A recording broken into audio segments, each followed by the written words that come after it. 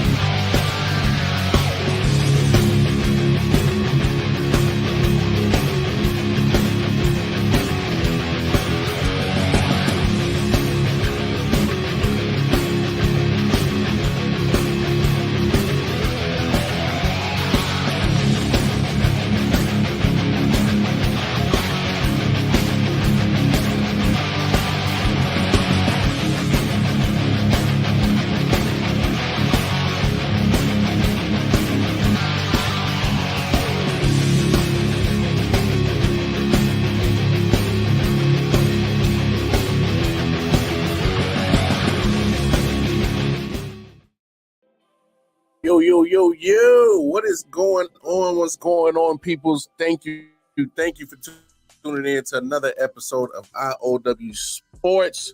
It's episode 297. Full gang is here. Myself, Wildcard Mar, Detroit Mel.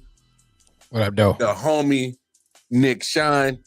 We got AR in the building. Again, how's everybody doing today? How my fellas doing? What's good? Aaron Rodgers is here? Why are you looking like that? You said AR. Really? I got all excited. Oh, no, the real AR. The real AR. The guy, the AR who's played games this year? The AR who steps on the grass and doesn't get hurt?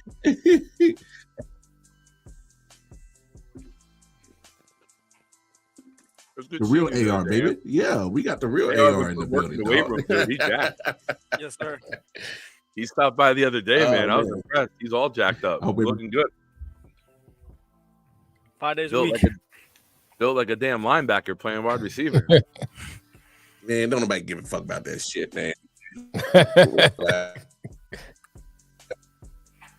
All right, man. Had a fantastic weekend, man. A lot of sports to talk about. I mean, let's just jump right into it, man. It's the most controversial college football playoff rankings that ever happened on a Sunday. I mean, it was crazy. What's up, Bobby G? Hey, I gotta shout out my man Bobby G. He got at me. He was like, man, I'm going with the Packers for this reason and this reason only. And everything we talked about happened. But we'll get into that later because we got to talk about the elephant in the room. The rankings came out yesterday. Championships were won. All I got to say is no, because me and AR were talking on Thursday. And the first thing we said is that when Georgia was 1, Michigan was 2, Washington was 3, and Florida State was 4, is that if all 4 win, they should get in. Should get in. That was the key word, should get in. But 3 of those teams take out. Man, I got to blame Pat McAfee for the reason why in history of picks, my man had the whole Georgia crowd hyped up. You know, Georgia for the fans. You know, he had him hyped, and he said, "Give me Bama." he flipped. He pulled the rug on him. But hey, man, let's just talk about it. Let's talk about it. College football set the rankings. Michigan at 1, Washington at 2. You got Texas at 3, and you got Bama at 4. AR. Did the college football playoff committee, did they get it right?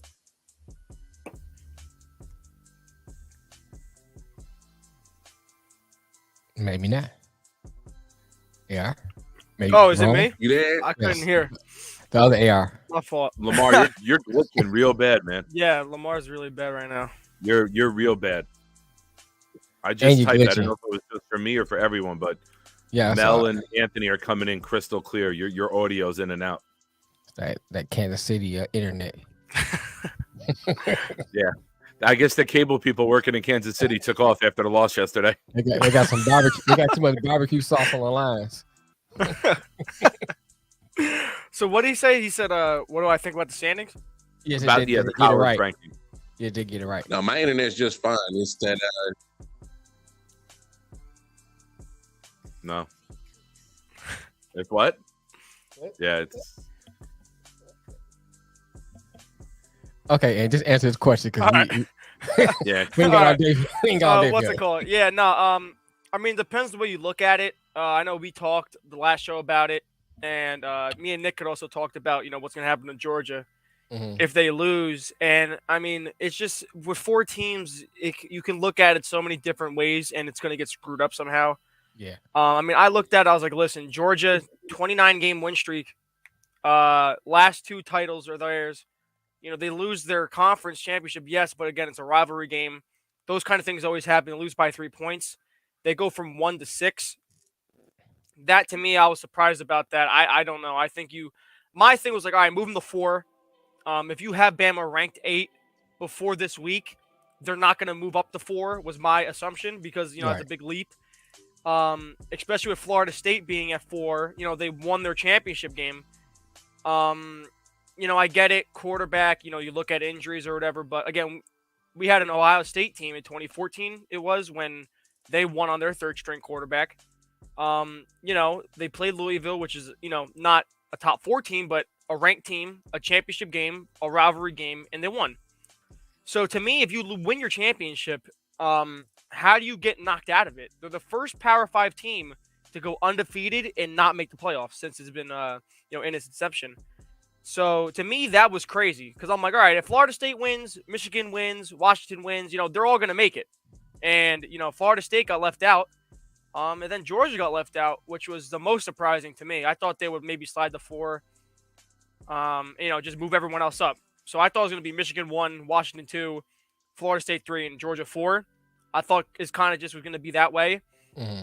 But then again, once you put Alabama in, you're forced to put Texas in because Texas won their championship game and they beat Bama. So, did they get it right? I mean, depending on how you look at it, it wasn't what I thought, but you had to deal with it till next year. Go ahead, Nicholas. You got that look on your face. If you put Florida State against Georgia, Alabama, Texas, Oregon, Washington, or Michigan right now, they're probably 10-point underdogs in every single game. Losing Travis matters. How you can perform in the college football playoff matters almost equally as your resume, in my opinion. And that's what you saw. I said Sean Boyhan and I were going back and forth everywhere on Chop, on personal pages, everything. We battled all. He's a Florida State fan. I'm like, I don't think you're getting in. Do your homework. They won the conference. All right, Sean, I was right. When you look at it, if they have Travis, it's a no-brainer. They're in. But I don't think the college tournament wants to add a team that legitimately cannot compete with those other teams. There was Vegas odds that said if they played Georgia, Florida State, they'd be 14.5-point underdogs. If they played Michigan, they'd be 11.5-point underdogs. This is the greatest marketing ploy in the history of the world for college expansion is this season. Mm-hmm. Georgia's won 29 straight games, and I'm not speaking as a Georgia fan right now. I'm speaking as a college football fan with logic. How do you win the last 2 titles, win 29 straight games, lose in your conference title game by a field goal to a team equally as good as you? With Bowers and McConkey both not at 100%, and you lose by a field goal and you don't even get a chance to defend your title? To me, that's a little wild. I think if you line up Georgia against Washington, Michigan, they're favored. I think you put them against Texas, they're favored. You give them 3 weeks to have Bowers and McConkey heal, they're the best team in the country. You saw that they just didn't have, they were trying to go, they were 75, 80%. When you're a skill guy and you're 75, 80%, you turn into an average skill guy, right? You know that, and anything's wrong with your wheels, You're not the same player. As good as your hands are, you're not getting separation. You're not deceptive. You're not creating advantageous situations for the offense. 100%. So, but those are guys who can come back. Travis is completely out. Yeah. They can't compete on that level, in my opinion. Your defense isn't good enough to hold down these offenses. You know, you're not that elite on defense as Florida State. You're not shutting those teams down. And now you won't even know what Florida State really is, because I expect, you know, Caleb Williams today announced he's not playing in the ball game. I expect many people, Coleman, Versay, you know, Bowers, McConkey. I expect a lot of people to sit out of this game because both teams, Georgia and Florida State, should be saying "fuck you" to the bowl system. You know. Yeah. So it's tough, but it's all about conversation, right? Right, guys? We're talking about it. Everyone's been talking about it. And now this is the greatest hype train that they can get for expansion next year. No one will care if team number 13 is left out, right? Right. No. No one's going to throw a fucking panic if Liberty is at 13 and undefeated and not getting in. Right. If you live in Virginia, you will. Is what? If you live in Virginia, you will. Man, who cares about Virginia? Who cares about Virginia? It's just a long, boring ass trip to go from Maryland to get to North Carolina, the next state that matters. A lot of nothingness in Virginia. But, yeah, it's disappointing. And the boy is an Alabama fan, so having to deal with that shit the other day was fucking annoying.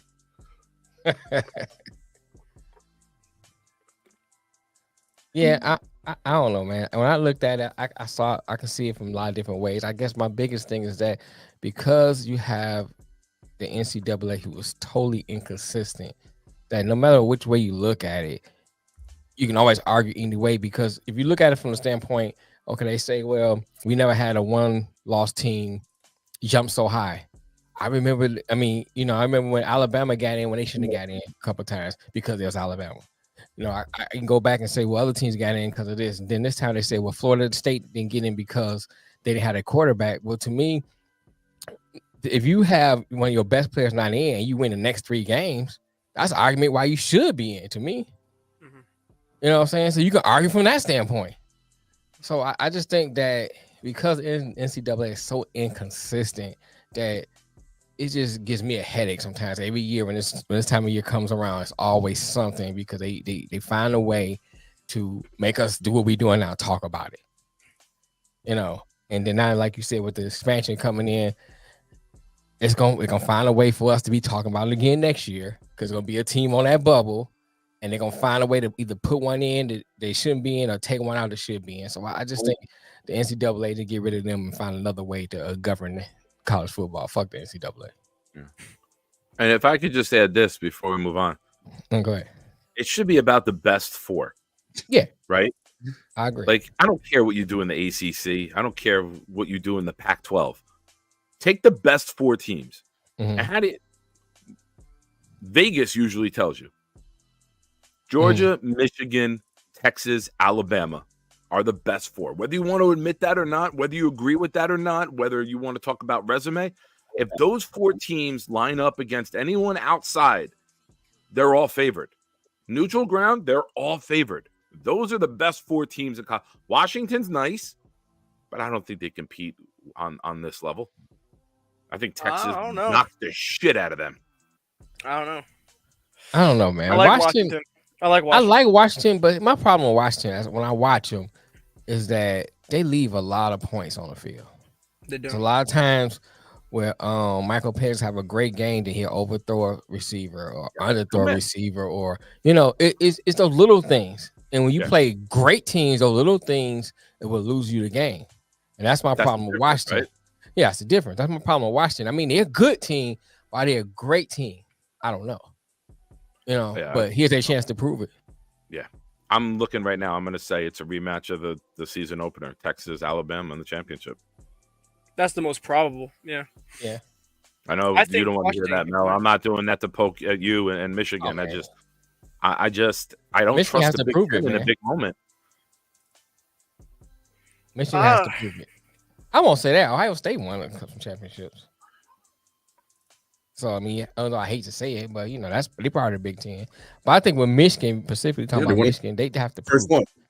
Yeah, they have to prove it. You know what I'm saying? They've been in situations where it's their third straight appearance, and twice they didn't show up. So they have to prove it. I think it's going to be different this year.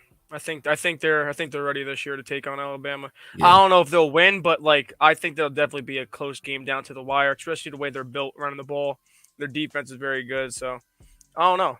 I mean, I know they play a weak schedule, but again, they did play Ohio State and beat them, and you know, at the time they were ranked 2. So, you know, it all comes down to matchups. But I feel like again, 12 teams. There's going to be that team on the bubble, but it's not going to be like arguing like this because again, there's 6 teams right now to where you can interchange, and you know, there's a reasoning for every single team why.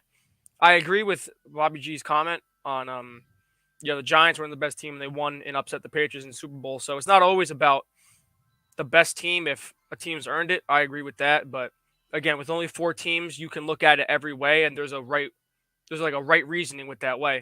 Now when it's 12, you're only going to have like 13, the 13th ranked team is like, oh, like we deserve it. Well, if you couldn't get into the top 12, then you really don't deserve it because it used to be 4. So now you're complaining a mute point. So right. And that's what I'm actually looking up right now, Anthony. There's 7 teams in the top 25 with 3 losses. LSU is 9-3 at number 13. Mm-hmm. Are we really going to lose our fucking minds over a 3-loss team not getting in? No, not at all. You know what I mean? Like the fan base will do it, but the rest of us will say you had the whole year to get into the top 12. Right. You know, Louisville's at 14, Arizona's at 15, Iowa. I don't think anyone is going to lose their mind saying those teams aren't in. Those fan bases will. But nationally, you're not going to have the outrage. There'll be the outrage about the matchups, and we should be ranked here, and we can't believe this one got above us.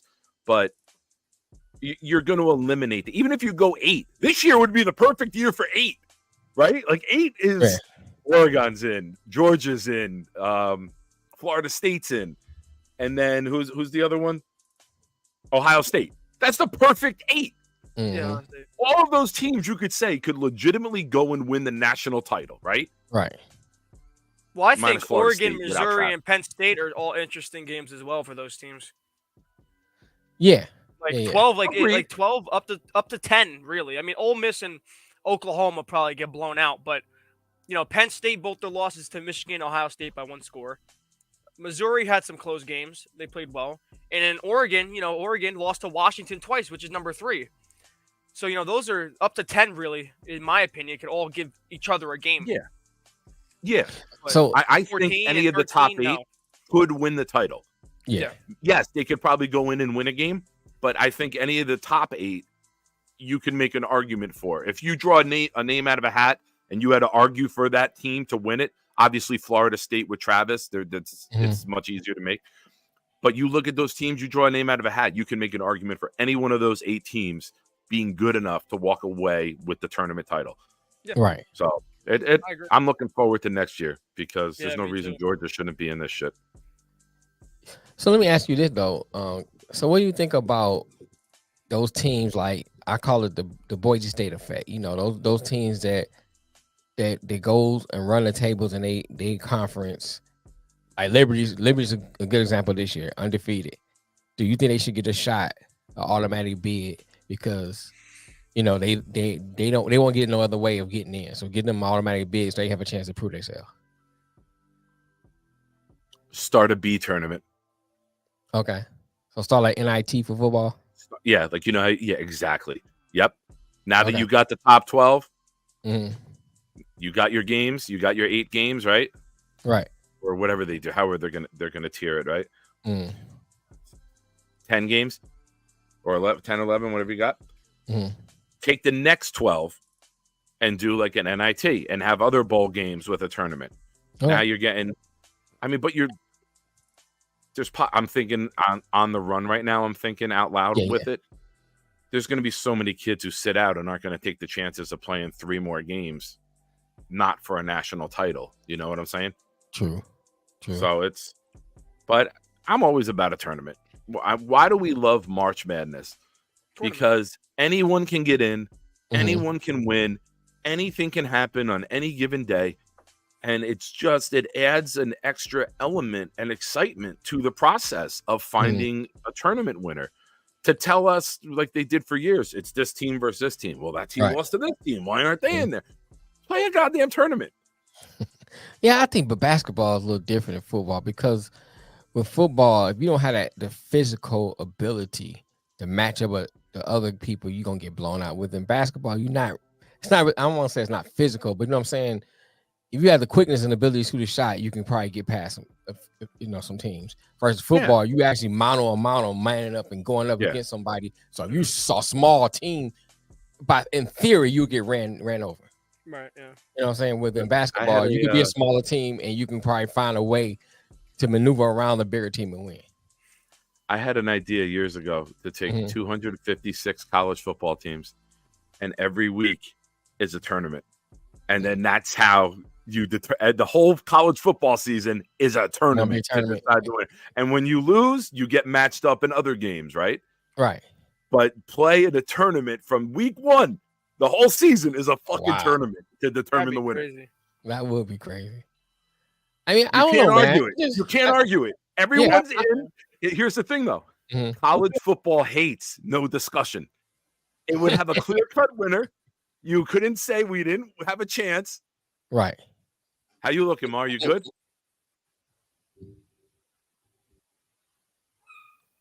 I think we hear. Yeah. My shit, I don't know what the hell's going on. It happens, man. I ain't never had this shit going. We hear you now, though. Can y'all hear me? Yeah. We hear you. Mar, we could talk off air because I've had a lot of issues with it not working, so I can tell you all about that. I got some pills you can get. Yeah, I don't know what the hell's going on. All right, man, we worked through it. We'll work through it. No, your type of issues. Your type of issues of stuff not working is different than mine. I mean, you need like Blue Chew and Cialis to help you. I'm good over here. Of course. Now when he makes fun of me, he comes in crystal clear. Nice and clear. Now is audio work. Discussion. Yep.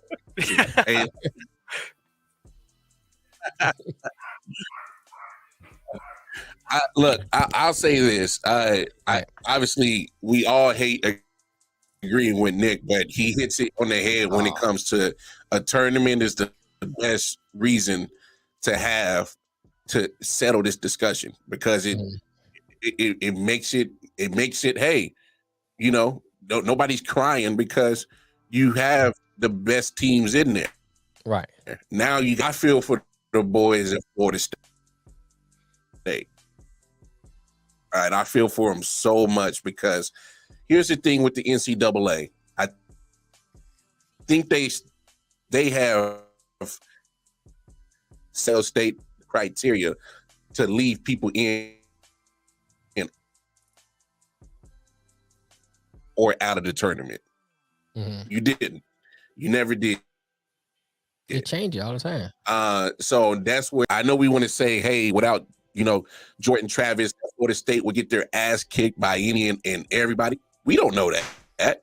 I mean, it's easy to assume that, but that Florida State defense has been playing top-notch defense ever since losing Jordan Travis to keep them in game. And I agree with you, Mel. We got to give them some type of credit for still winning. Right. Anyway, we thought that there's a lot of things that we can't just assume that defense has been playing lights out. Yeah. Since losing Jordan Travis, and like you said, Mel, you got to give him some type of credit for the fact to the Florida State and Jordan Travis, you should have taken Florida State out of to leave him out. You should have took him out 3 weeks ago when we knew about the injury 3 weeks ago.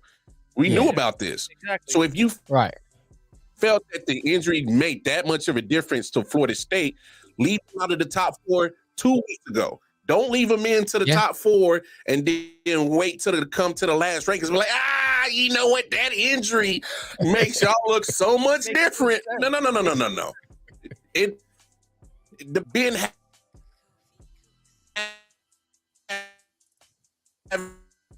Florida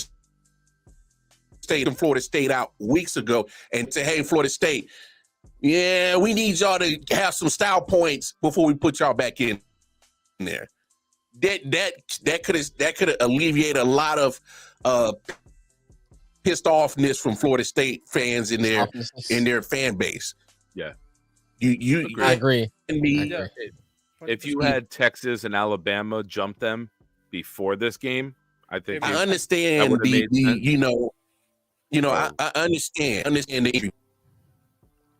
Yeah, I just want to say that talking to you is like, but I mean, it's deaf mute. You can't. All right, it's still bad, brother. It's bad. I agree. Every other word. How the fuck you think I feel? Like everything's fucking not like hell. Is my fucking handicap? Y'all go ahead and continue the conversation. I'm gonna try to find out what the hell is going on.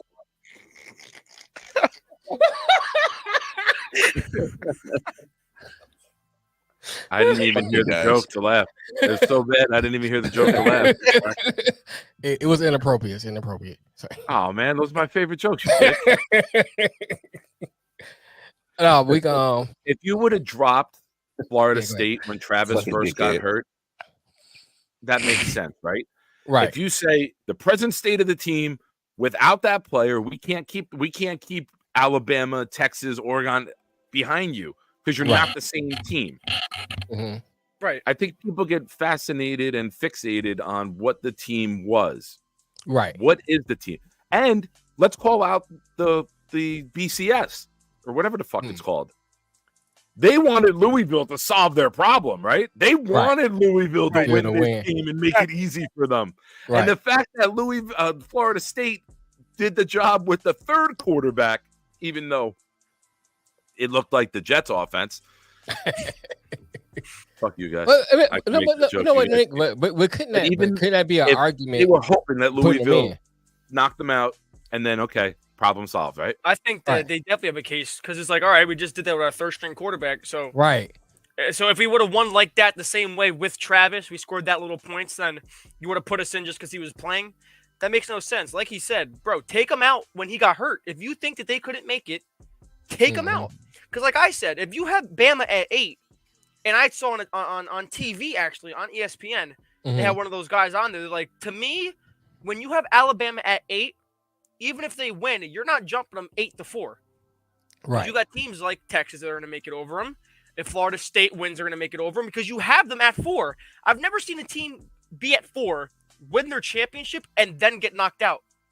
They were undefeated. I've never seen a team from 1 go to 6 unless you lose to an unranked team. Right. Yeah, that also you don't lose by a field goal in the best conference in football by a fucking field goal. Right. To an elite program and drop 5 spots. That's unheard of as well. Yeah, I agree. Yeah. I said that Georgia probably should have dropped the 4, and if you have Bama at 8, you move Bama to 5. That's what I thought was going to happen. Right. You know what I'm saying? Because it's like, because again, and then I said if you put Bama in, they're going to end up putting Texas in because you put Bama in, Texas beat Bama. So that's how that's going to be. But to me, it's so confusing because you don't know what they're even thinking. Because you keep Florida State in until the end. You should not have done that. If you weren't going to put them in, even if they went undefeated, take them and move them to 5 before this week or 2 weeks ago or even 3 weeks ago. Move them to 5. Move them to 6. So it's not a surprise when the 4th-ranked team that goes undefeated and wins their championship gets bumped out. You know what I'm saying? That makes no sense. Even if it's Alabama or a team that's that good. And when it comes to the playoffs, you've seen that resume has a part of it. And for them to be the first team in Power 5 to get left out, you know, they weren't a group of 5 school. You know what I'm saying? They weren't Liberty. They got left out. They're a Power 5 school at the end of the day. So it's the first time one of those schools has ever been left out going undefeated. I agree. I just get tired of this every year, bro. I mean, just every year is always something. And then they come up with some lame-ass excuse why they do it. And to me, it's like Georgia got screwed. Florida State got screwed. And we as fans get screwed because, you know, I want to see Georgia try to defend their title. and go for 3 straight. It's been time. Oral. Titles. Yeah, titles. Oral. Yeah. You know, look, I remember when Ohio State lost to Michigan, and they didn't move them that far down, and they got into the playoffs. So what's the difference between, besides the quarterback issue? There's no difference. You know, and like I said earlier, if they was already counting them out when Travis went down, they was counting Florida State out. It was like, well, Florida State won't win no more games, and they won all 3 of those games, all 3 of them. To me, that's an argument to put them in. Just rewarding them for being resilient enough to win in spite of not having their star quarterback. TCU ruined it. If you really want to talk about it, this is the reason why this shit's all happening. Yep. Because TCU got blown out by 60 points. That's yeah. If they didn't get blown out, it was a close game. They'd probably leave Florida State in this year, but they don't want to have the debacle of a game that was again in the first or second round and have everyone shit on the committee again. So that's probably why they did that. That's a good point. And let's be real. The committee wanted the games to fall a certain way. Georgia beats Alabama. Alabama's out of the equation. Right. Louisville beats Florida State on their second, third quarterback. Florida State's out of the equation. Washington, Oregon was going to settle itself. Whoever wins is in, and then you can slide up Texas. Right. And it would have been Texas, Washington, Michigan, and Georgia. Right. So it's it didn't fall the way they wanted it to, and they created a bigger problem for themselves than I think they expected. Right. You good, bro? I'm gonna try to go off my phone and see if it works better, because I don't know what the hell is going on. That's a little better. Does it sound better? You're not breaking up. Yeah, but we got an echo. You got to turn the other one off. You got your computer. How much time? Repeat after me. I hate Mel. Yeah. I hate Nick and Mel. No, am I sounding better? I don't know. Something is echoing. You got your computer on too? Your computer stream is still up. No, I know my computer stream is up, but turn the volume down. There you go. Oh yeah. What's better? No, I still hear myself.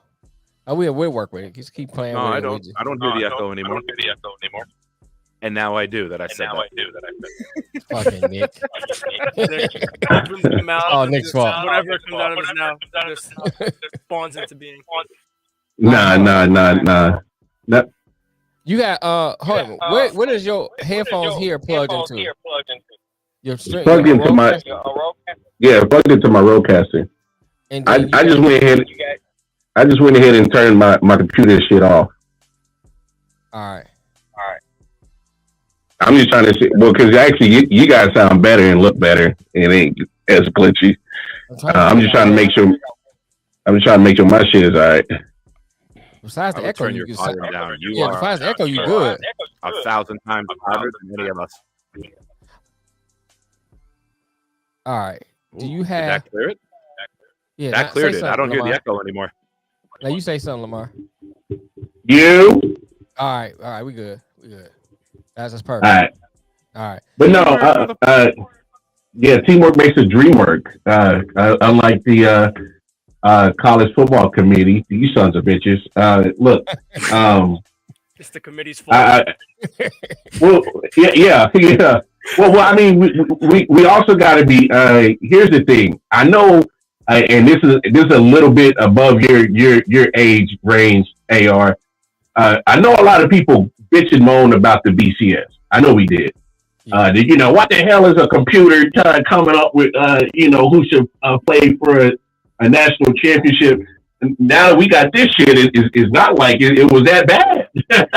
Right. I mean, because here's the thing with having humans determining who should play for a national championship. You can never remove the human error part of, what do they gain from having certain set teams play in a national championship. You never can judge that.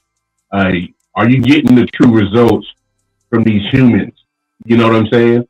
That's a human error about that shit that I think can never be lost as in, hey, there might be some bias in who should be in and who should be out.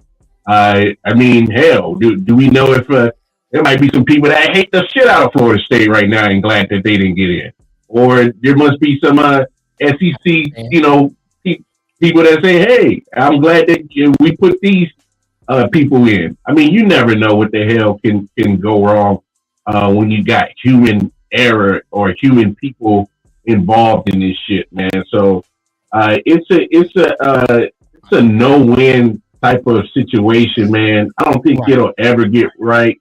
Thank God that this is the last year. And I just want to say one more thing about the people that are so worried about if Florida State would have got their doors blown off. Just go back in the history of the college football playoff in general. You got blowouts every damn year. Somewhere. Blowouts. Somewhere.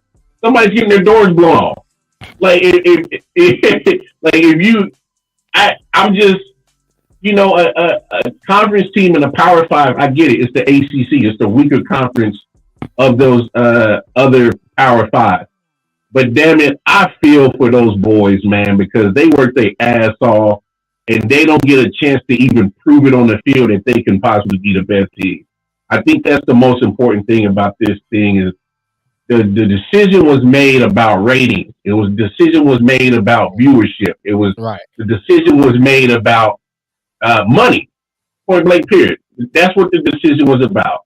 It wasn't about who was deserving of it or if we're going with the best teams, I'm not going to have an argument if the best teams are there. It is what it is. I'm talking about the teams that you set the criteria for, hey, are you a top 5? Are you a Power 5 conference team? Florida State checks that. Did you go undefeated? Check that. It's like a human error again of moving the goalpost, and I felt like they moved it so much for the Florida State teams. They should have taken out the college football playoff rankings out the top 4 weeks ago once the Travis injury happened, if it was that, damaging to the ranking. If it was that important to not have them in there from the get-go. I feel for the Florida State boys, man. That fucking sucks for them. So that's my piece on it. So that just after an hour, you ready? You know why it was the right move? There's a video that came out. Do you know why it was the right move? What's that? Because when you see the Michigan video of them getting announced, it's Alabama and the whole fucking room groaned. That's why it's the right move.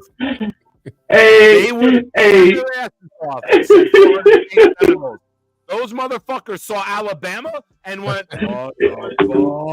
hey.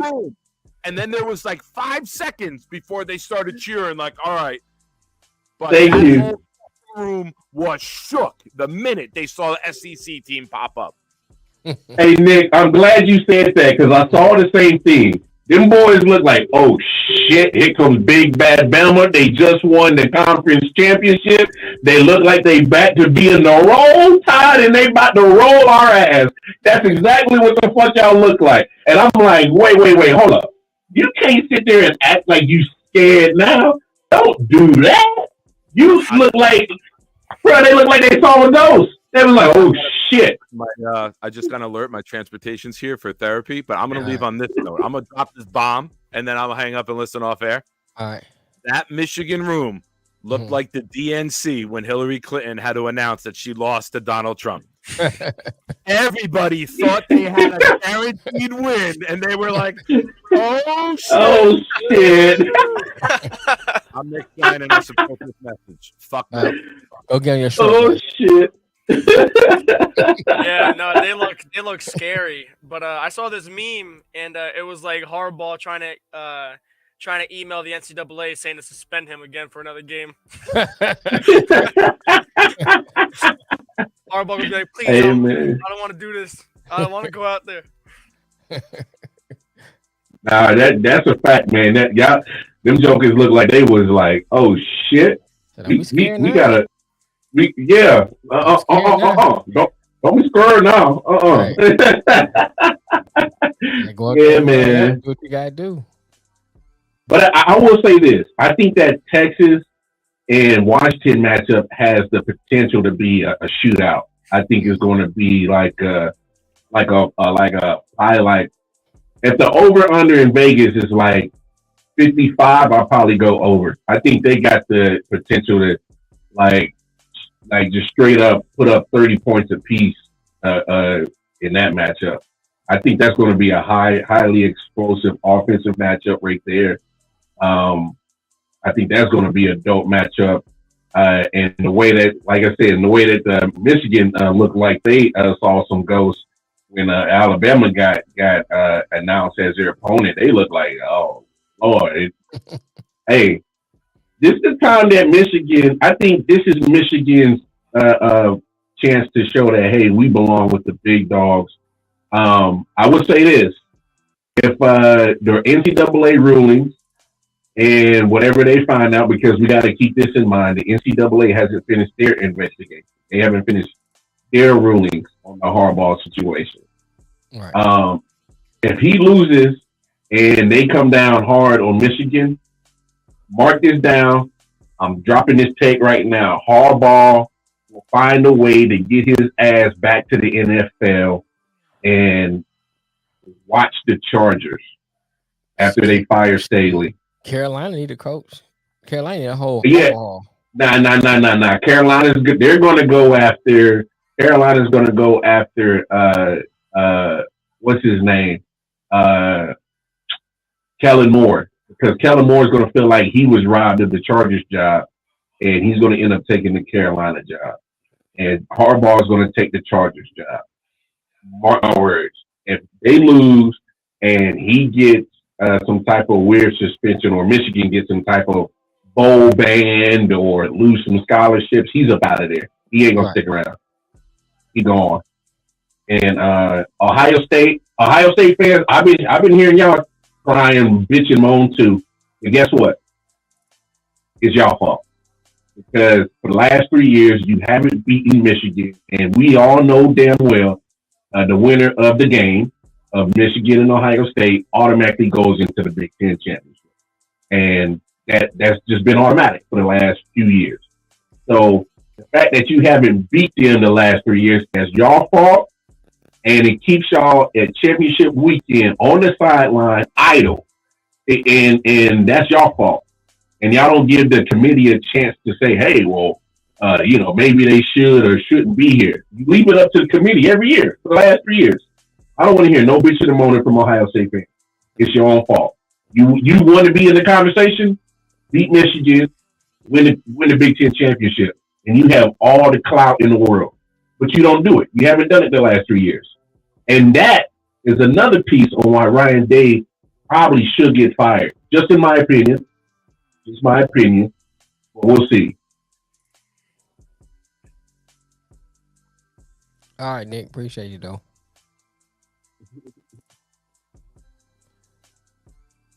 Yeah, I don't disagree with that. I mean, I think that, here's my thing about Ohio State, man.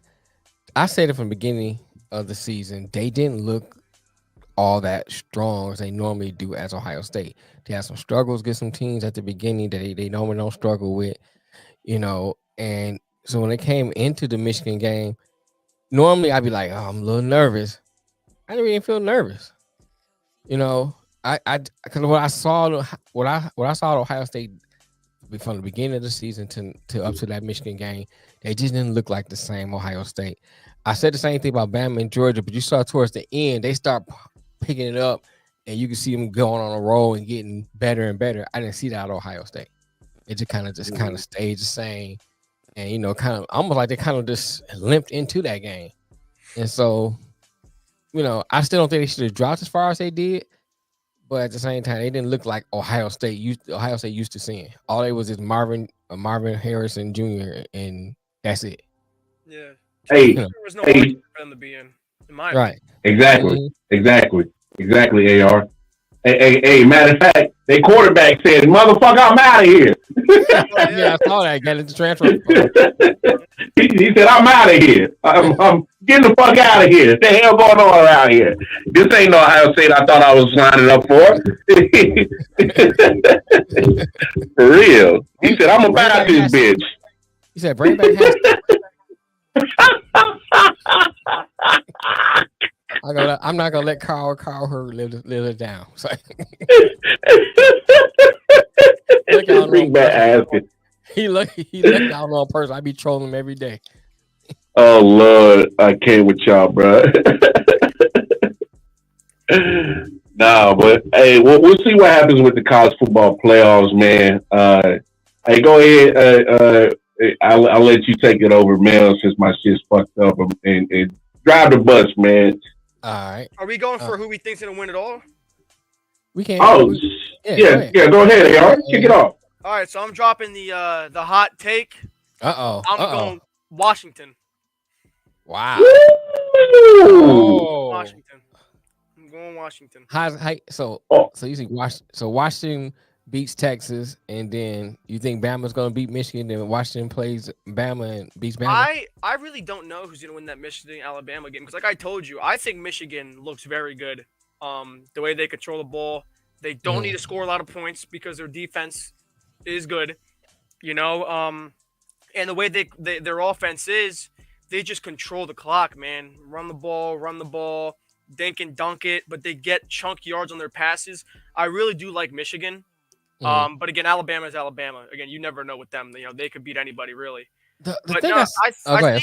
Yeah, my fault. But no, I think just real quick, I think Washington will beat Texas. Okay. I think Texas is very good, but what surprised me with Damn, Lamar, you pass the internet to AR? was the did I cut out? A little bit, but go ahead. We heard we surprised you. So what surprised me was how well they run the football against Oregon. That running back to me, bro, every time he was going down, bro, stumble forward, 9 yards a clip running the ball.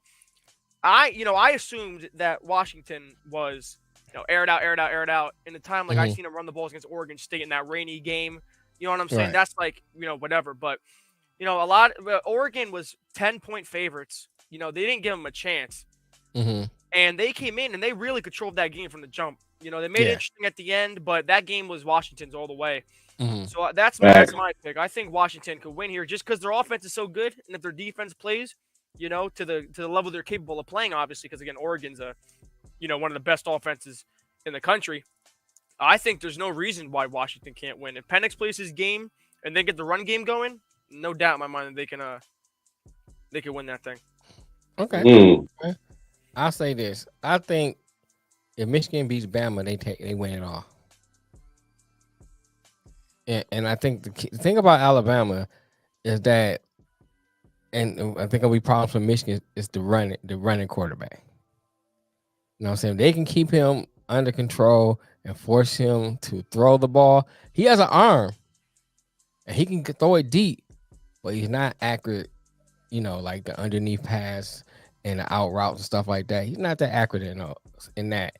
So they can force him to stay in that pocket, throw the ball, and put safeties on top. For that deep ball. I think Michigan have a chance to win the game. And then they got some great tight ends. Michigan does, and I like the running game with Edwards and I can't think his name. To my tongue, Corum. Great running game. Amazing. So, if they can establish the run, that run is gonna open up for those tight ends and open up for Roman Wilson and all the rest of them to get open down the field. So if they can establish the run early and keep my man in the pocket, they can win. And I love to see Washington and Michigan, play like the old school Rose Bowl back in the day. That'd be nice to see. Okay. And fuck Rose Bowl. A Rose Bowl feel, huh? Oh man. I'll be honest, man. I'm my first thought is to go with Bama. But I wouldn't be surprised if Texas, because they play some some tough games this year too, and they managed to come out with the W, man. So I get it. When they beat Bama, that wasn't the same Bama team that you see now.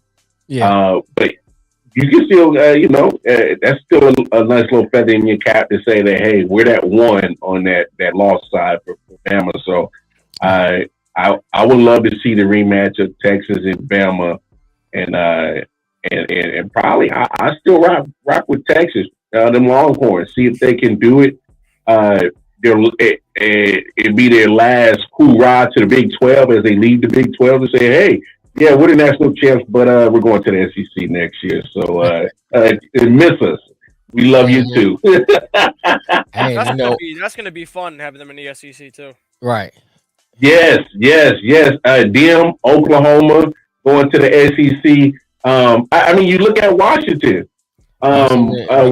Washington going to the Big Ten. So that can be even if they go up against Michigan, that'll could possibly spark a rivalry right there, because it was Washington's last year in the Pac-12.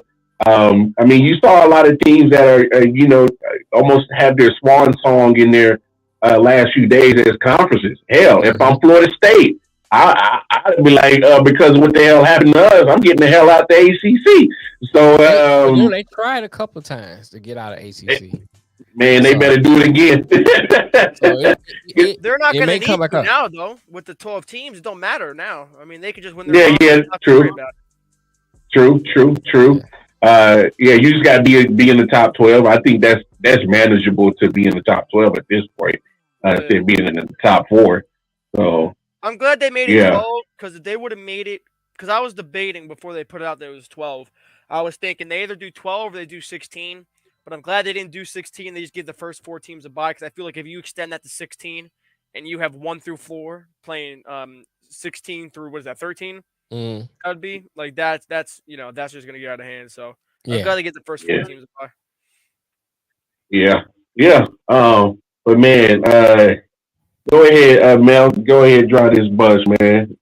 I have to bring up the Nick's favorite subject. What's up with the UConn women's team, man? They don't look like the same UConn. They ain't lost 3 games already, and Paige Beckers don't look the same. I was watching the last game they played. They just didn't look good at all. I think they played Texas. They played against Texas. They didn't look good at all, man. They look like they never played together. They had no kind of cohesiveness, and it just looked bad. It looked like when you look at the women's college basketball scene, you see South Carolina as a top tier team. LSU. I even give Stanford in there, and used to be UConn conversation. Now you look like they took a step down. They just don't look the same, man. I know they have an injury over there, but still, they just didn't look good at all, man. And they can play yourself. I'm not even making it into the tournament if they do a very low seed into the tournament. Yeah. And you know what it really is because I feel like it's at this point where the top recruits are not just going to Geno no more. You know what I'm saying? It used to be Geno, or it used to be Pat Summitt, or and they would pretty much split the top recruits. Now it's it's not just Geno. Now I got the option that I can go to Dawn Staley in Columbia, South Carolina, and still get my shine on. I can go to Kim Mulkey in Baton Rouge, Louisiana, and get my shine on. I can go rock with Caitlin Clark in Iowa City, Iowa, and get my shine on. Right. I can go to Stanford, California, and get my shine on. I can go somewhere else. It's not the Geno show no more. It's not the do all be all, as in it's if you come to UConn, I can make you a prolific college star, and then you can have your choice of whether you want to play overseas and go to the WNBA after the fact that I made you a star. He's not the only avenue for these ladies no more to get their shine on. I think that's kind of what it is. And Yeah, I mean, and the points that you made are valid. You know, they got some injuries. I think Paige is still trying to work herself back into the Paige that we remembered. What got her highly recruited. It's just, you know, when you got other avenues to get your shine on, I mean, think about it. It's the same thing with Nick Saban and Bama.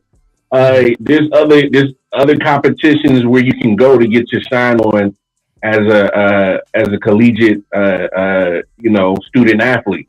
Is not the end all be all to NIL go. help that too. Oh, big time! Now you Hell, can go somewhere else, and you know the NIL can put you actually in the spotlight. You know, depending on who's backing you and who your sponsor and stuff like that. That puts you into the spotlight, so you can be a backyard state and sponsoring, and Coke is sponsoring you, and people know who you are. Versus you have to go to like the UConns, the South Carolinas, in some degree, even UNC. You know, those are well-known programs, and you have to go there to get noticed. Now, if you got a good sponsor behind you with the NIL, you know, you be at a college nobody ever heard of, right? And still people know who you are. Yeah, and then when it's time to make that decision, WNBA or overseas, those people know who you are because they seen you, you know, on television, ads and stuff like that, and they say, "Oh, that's so and so." You know, chance, and now you have a little more leeway in bargaining, a more bargaining chip of what you can do in your professional career after you leave college. So yeah, I think the NIL helps. I just think they just need to figure out a way how to. I don't want to use the word fix, but how to make the NIL better. You know what I'm saying? Tweak it a little bit. It has its issues, you know. Yeah. But I think the problem is you got one side of the argument saying abolish it totally, and you got another side of the argument saying it's fine the way it is, and both are wrong. It needs to come. You need to come in the middle and figure out how to tweak it and where it works for everybody. And it's beneficial for the players. It's beneficial for the school. You know what I'm saying? It's beneficial for the people who are actually sponsoring these people. You know, I think that it should be a partnership on all levels, so that you can't, because you gotta find a way to defend against the young player who comes in, gets this money and don't know what to do with it, don't know how to handle the fame. You gotta find a way how to balance that out. You know, so that's one of the issues. How it's already hard to be a student athlete, you know, balancing academics with the sport that you're playing. That's already hard. Now you add money into this mix, you know, it's hard. Now, just because it's hard don't mean it can't be done. Don't mean that it should be abolished. And I think that the fact that, you know, you bring up these issues, people say, well, that's why you need to get rid of it. No, that's why you need to fix it. That's why you need to adjust it. That's why you need to tweak it so that you can make it easy. Because then that's the way, let's get away to let's tell them they don't have to go to school. You know what I'm saying? Just play sports. If that's the case, if you just want to get rid of all the issues, oh, well, you don't have to worry about academics. Just play sports. You know? No. You find a way to teach them how to balance that. And the same with the NIL. Teach them how to balance that so that it can work perfect, you know, down the line. Perfect harmony. Right. Ebony and ivory. Perfect harmony. You got the No, you bring up a valid point. I mean, and I know you can speak on it, AR, you being a college student athlete on how tough that shit is. So, I mean, so it's balance is key, especially, I mean, you know, with NIL and trying to, because who was it? It was Matt Rule, the coach for Nebraska. He said, yeah, man, this NIL made it that it's going to cost you $2 million to get you a transfer quarterback at that Porter, bro. I'm like, Jesus, $2 million? Yeah, but I mean, NIL has allowed at least, I mean, we've only seen a little bit of it because it's still new. Right. But it's allowed it to have the talent pool kind of dilute and go to other schools now. You know what I'm saying? I remember, I mean, over the last how many years in the college football playoffs, how many different teams that weren't originally in it that are in it? Not a lot. It's usually the same teams over and over and over again. And now you're seeing teams like even like Liberty's at 13. Like there's teams that you would never ever be in that high of a position. Right. But now with this NIL and every school now has the ability to get these players because of it. Mm-hmm. It'll make it better. I mean, again, like a couple people decommitted from Colorado because of the hype train dying down, but Mm-hmm. they're getting recruits because of Dion and NIL. You know what I'm saying? Like it's Right. allowing talent to go to schools that would never have ever gotten those kind of players. Mm-hmm. So to me, that's why I think it's a great time, at least for football, to expand to that 12 team. But for basketball, it's great because they have the tournament. Right. It'll make the tournament have more upsets. Right. Right. It'll allow these players, like no one was talking about John Morant before the tournament, but Yeah. he has the ability to go into the tournament and make a run. Mm-hmm. His draft stock all the way through the roof. You know what I'm saying? Right. Right. Right. So the NIL making this more of a spread out thing with talent, you can have these teams that'll have lower seeds upsetting bigger teams, and it'll be more exciting to have Yeah. not I just agree. the same 4 or 5 teams every year for basketball Mm-hmm. and for football be making the thing every single year. So I think it'll make everything more exciting. And I think another point to the NIL, it gives those other players that's outside of the major sport, because let's face it, it's a truth that football and basketball funds the school. The rest of the sports don't. The rest of the sport operates either in the red or saying they barely making it, holding on. So those two sports support the school and the athletic program. So the NIL allows the golf athlete to not be struggling and have to worry about what I'm going to eat. It allows the volleyball player to kind of get money, the gymnast, whatever sport that's outside those two, to have a decent college career and can go on somewhere professionally. Even if they decide to say I'm gonna go into the corporate world, they have a little nest egg tucked away, and also possibly get pay off their schooling and don't have to go into the corporate world in debt. So I think it helps a whole lot. It's a lot of layers to it that people don't look at. They just look at the bad part and say, "Oh, I should just get rid of it." No, there's a lot of things that just help students, man. Imagine graduating from school, and because you had an NIL deal, you're debt free. I mean, think doctors come out of med school in debt and paying on med school for 20 years. 20 years. You know what I'm saying? And we already say, doctors make decent money. So they paying on 20 years, still paying college degree, but you can come out as an athlete debt free. I think that's a great thing for the athlete. Are you frozen? Okay. Not wrong. Okay. No, you're not wrong. I mean, hell. No, I was shocked that these great takes came out of your mouth. I was like, okay. Once a month. I'm like that welfare check. Great takes come once a month. Great take cheese. I was just astonished by your great take, and I'm out of weed. I was like, I know where the weed went. It's that blueberry kush, baby. That blueberry kush. Yeah, it got Mel over here speaking like he Nostradamus over here. That's Negro Thomas.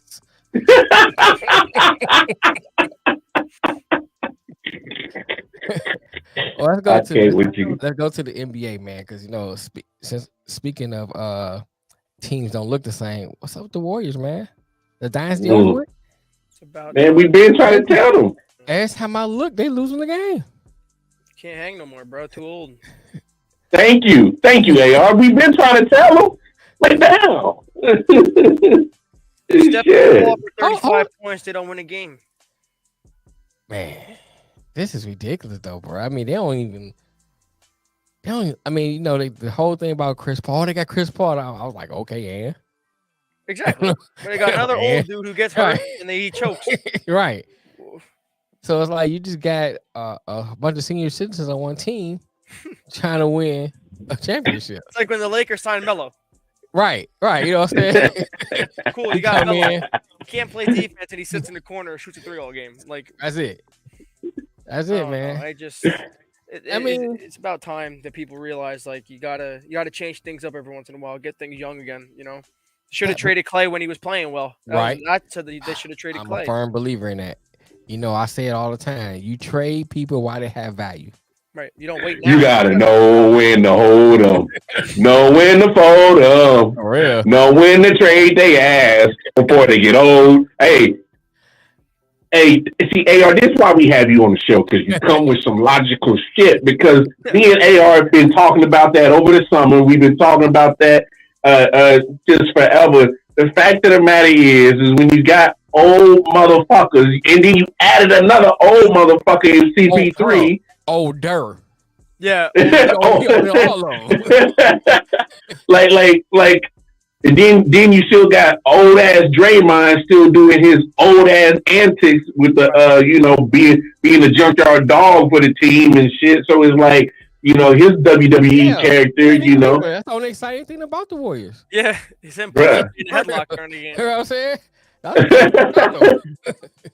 So it's like, come on, man. Like, what at some point, and AR's right. If Clay, if Steph ain't shooting, dropping 30 plus a night, probably the only person you can really count on is maybe Andrew Wiggins, and he's not a 30 plus point type of person. Like, he's well, I mean, he can get you maybe 20, maybe 15 or 20. He had games where he looked like, oh, okay, I can see him doing it, and then the next game he just disappeared. Inconsistent. I just don't know why you bring in Paul and you get rid of Poole. Yeah. Like, Poole's a young player. At least you could develop him. Like, what does Paul have for the future of the franchise? I tell you why. Is because at the end of the day, and you see why Bob Myers, the GM, he stepped away. It's because he saw the writing on the wall. He tried to bring in the younger guys. You saw James Wiseman. They didn't even try to develop him. They shipped him off. And he's a 7-foot big dude that actually has a great bag of athleticism that he can really do. And you trying to tell me Steve Kerr, the almighty Steve Kerr, couldn't figure out what to do with him? No. Like Ben said, overrated head coach, too. Right. Overrated head coach. Well, the thing is, bro's gotten blessed by how he's won these championships, man. Well, you're not wrong. The thing is that a lot of people are not being honest that the Warriors are a cliquish type of franchise where they made it off the backs of pretty much Mark Jackson pretty much discovered that whole Clay and Steph thing, and then Kerr, all he did was do the John Gruden treatment and took it off and won the championship with it. Mm-hmm. But in the midst of that, he created a team within inside the team. And what I mean by that is we all play sports. When you got a team inside the team, that means it's this clique that's inside the team. And the clique is Curry, Clay, Draymond, and Steve Kerr. Mm-hmm. That's the clique. And everybody else, you see that they got rid of any and everybody else that, nah, man, you can't penetrate the clique, dog. You can't be part of the clique. Got rid of Poole. Yeah, got rid of Poole. And the crazy thing is, what they won't do is give Jordan Poole credit for helping them win that last championship when Clay was not Clay. He was not playing like Clay. He was looking like straight crap. Mm-hmm. Draymond was in and out of the lineup because he was either hurt or suspended and hell, even up to that championship, Steph Curry missed some time, but Jordan Poole was actually in his bag that year, that last championship they won. Mm-hmm. They will never give him credit for that. So that what we're seeing right now from the Warriors, I'm not surprised about it. You can't continue to take what got you the championship in 2015 and still think it's going to carry and be competitive in 2023. You can't. You can't do it. A 7-year difference, man. You can't do that. But I'll say this, man. As a sports organization, whatever sport it is, it always should be your goal is how to build championship caliber team for the long run. Right. So when you see your team aging out, you bring in players that replace them either, somewhere down the line. So, for instance, if you'd have kept Poole, developed with Wiseman, Kuminga, what's one more player I forget they got rid of. So anyway, you have all these young players you have. Well, DiVincenzo left to the Knicks in free agency. Yeah, right. And then you look at it like this. You had a young Luka. Because remember what a couple years ago, or we was on the show talking about, man, the Warriors got a young nucleus now. They can build for the future. And then next thing you know, a year or two later, they all gone. They blew it up. Blew it up. And you allow Draymond to turn Rudy Gobert into baby boy, and then and don't say nothing, don't do nothing, and just like overlook it. You run one of the arguably one of the best players in NBA off your team with KD. Man, you still had KD. Draymond did this. You know what I'm saying? You allow him just to come in and just bully everybody around, and what you get out of that? You know what I'm saying? You ain't getting nothing out of that. You can say, we got championships. Yeah, but a couple of championships, KD helped. You just mentioned the last one. Right. Bro, you mentioned the last one. Crazy. Jordan Poole helped. So all the players that helped you got rid of. So now thank you for getting up these championships, but you're not part of the clique. Get the fuck out. Thank you. Now you stuck with these core players that can't do shit for you. Right. Yeah, you're right. They're not winning. 100%. No, they're not. No. They're done. They're cooked, bro. But the crazy thing about it is, oh man, did you hear how they was talking after they lost it in the playoffs? Oh, we're not a championship team without Draymond. We're not a championship caliber team without Draymond. And I bet you they feel the same way about Clay. They're going to re-sign Clay to a max deal, 4-year deal, $100+ million, just like they gave Draymond this past summer. And it's going to continue for the next 4 years until they finally smarten up and say, hey, man, it was nice while it lasted, but the nucleus and the core of this team is just too old, and it can't keep up. It can't keep up with the Anthony Edwards. It can't keep up with the Jamal Murray. It can't keep up with the Ja Morant.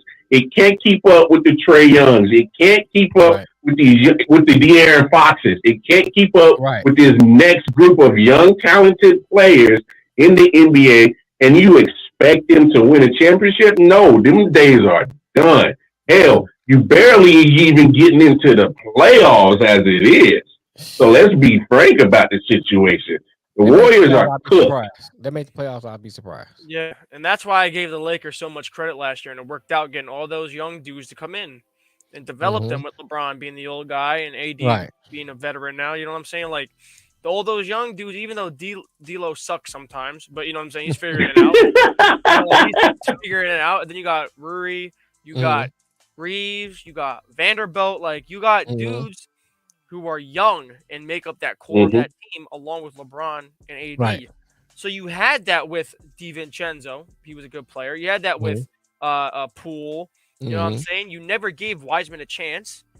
You cut Kuminga's minutes down in the playoffs last year. So it's like, what are you doing? And then again, like you said, there's no discipline for the things that Draymond does. Right. Bro, we almost had a Malice at the Palace 2.0. And he's defending him. Oh, yeah, well, you actually saw him. I'm like, bro, like, just be like, all right, yeah, he messed up, whatever, cool. Like, we'll take care of it, and that's it. But he's sitting there defending him. Like, that shit's pissing me off because I like LeBron. Whatever. I'm taking that bias out of it. As a head coach, you have to set your players straight no matter what they've done, no matter how many championships they've won. Right. There has to be a standard. Once you let the standard slip, everyone else follows. So, to me, I agree. They're doomed not even just because of the roster, because of the culture they have set right there. You know what I'm saying? Like, they've shown that, Draymond could be a dirty player for how long now? A lot of people say, the Cavaliers only won because Draymond was suspended. Well, don't get suspended. That's a good point. That is the point right there. But no one wants to bring up when Kyrie and K-Love was hurt. Oh, that's the dangerous part of the game. Oh, Draymond suspended. Well, Draymond did that to himself because he can't play the game the way it's supposed to be played. So it's not like this is something new. It's been going on for years now. And then, like you guys said, completely discredit what KD's done for that franchise. They don't give a crap what Jordan Poole's done. Mm-hmm. So it's like they're very toxic, and like you said, they have a clique in that franchise, and they don't give a crap about what happens unless those three guys are involved. And you know what I'm saying? You've seen it last year. That team cannot hang with younger players, and that's Right. before the Lakers kind of meshed together fully. They couldn't hang around with them, Mm-hmm. and Yeah. Curry, as one of the older players, is forced to do everything. You Right. know, you say that with LeBron. The big thing on the Lakers was when LeBron comes out, they can't do shit. Mm-hmm. So Yeah. you bring in younger players to at least try to alleviate that load. Right. You bring in CP3 and get rid of Poole. Like, it's completely counterintuitive. Yeah. And first of all, and CP3, how do we even know he's gonna be there available with his old ass? I mean, he been injury prone for the last few years of his life. Injury. Right. Yeah. But here's a bigger problem with Golden State.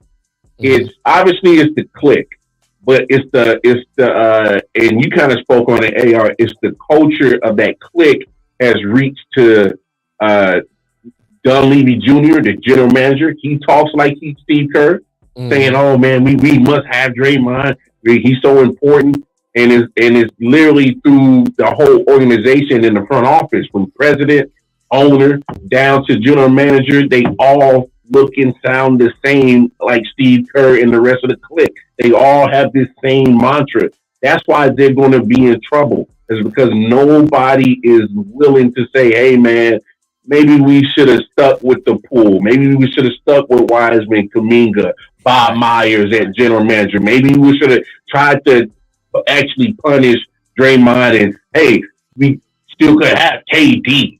Like, imagine how many championships more you could have won had you put your foot down and say, "Draymond, sit your ass down and shut the hell up." Right. Like, for real. Yeah, like we talking about at least maybe 2, maybe 3 more championships before probably, at some point you move on because you can't afford everybody. Right, but you up like it did now. But again, yes, he from last year dropping 30-something points in the playoffs and plop it on the Warriors team. You know what I'm saying? Like, that team could have won. Like, if you took last year's Warriors team with Kevin Durant on it, there's an argument that they could have won the championship. Yeah, you're right. Easily. Like, Easily. I mean, you have a guy on the team that is driving talent out of your team.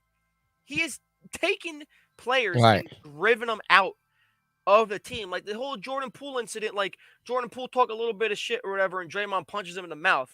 Like, bro, he's a young player trying to earn a contract. There you go. And he's just hooping, and he's getting in your head. You're a veteran. You told to pull him to the side and discuss it. Like me. You're a veteran, and you come over there and punch him in the face during a practice. Like, bro, it's about time that, like, you know what I'm saying? Like, they allow it. They allow the behavior. Yeah. I mean, they allow it because when he punched him, what nobody do nothing. They allow it. That's like, that's they hit.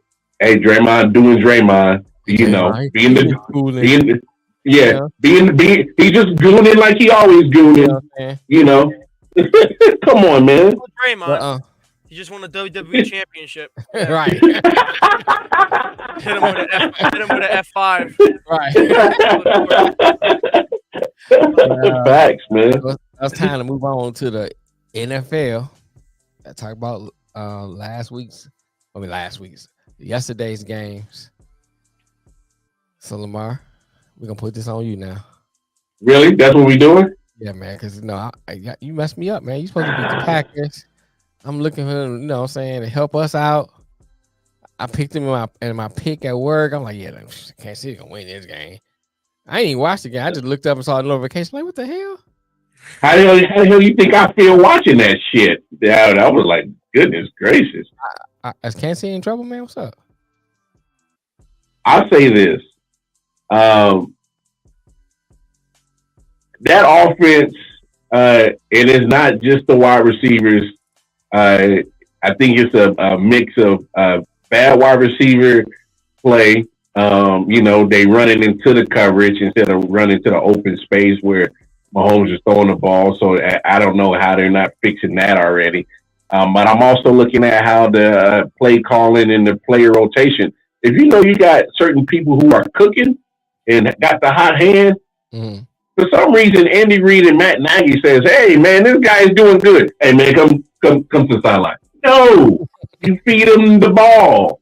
Right. Pacheco he was cooking. That man had 18 carries, 110 yards. You know what he should have ended up with? He should have ended up with at least 27 carries because that's how bad and that's how good he was cooking. You keep feeding him the ball. Rasheed Rice was cooking. Keep feeding him the ball. Didn't let Travis Kelce get his. Obviously, you can count on Travis Kelce. I think there's a lot of trust and faith between certain receivers and Patrick Mahomes. It's just not there yet. There's also, like I said, the play calling and the rotation of the certain, who's getting the snaps, who aren't getting the snaps is off. And it doesn't help the whole team because obviously we've seen the defense carry that team all season. But even last night, they were in I don't know what the hell happened. I think it was some damn Lambeau Field jinx or some shit, some mystique or magic that they fell into some kind of warp tour or something. I don't know what the hell happened because they had Jordan Love looking like Joe Montana last night. What the hell is Jordan Love looking like Joe Montana last night for? What the hell is this shit? He had a home in December the last 5 years, the Packers. Right. It's just ridiculous, man. What the hell is this? They need to break up Taylor Swift and Kelce. You know what I'm saying? She messing up everything. It's all her. I told you before, when he had the chick with the big ass, he was doing good. He had a chick with no ass, he's doing bad. It's the no ass effect. You know what I'm saying? When you don't have no ass, you lose games.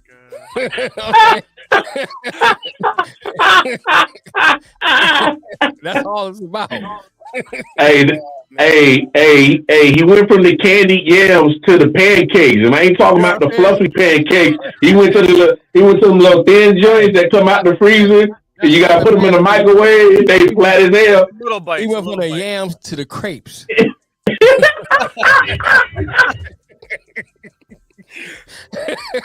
Oh man. Not the